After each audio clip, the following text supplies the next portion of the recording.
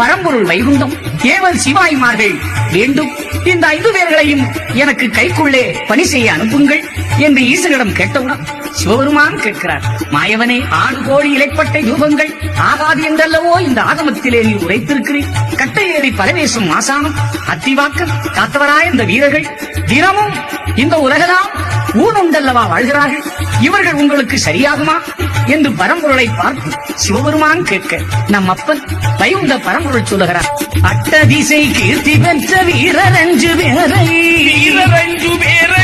அருமையாக இங்கழைத்து ஒருமையாக இப்போ வெட்டுத்தனமாக முன்னே இந்த வரம் வேண்டி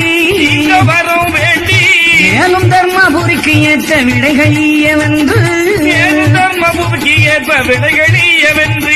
மாலுரைத்த மொழிதவர வண்ணம் செய்யவென்று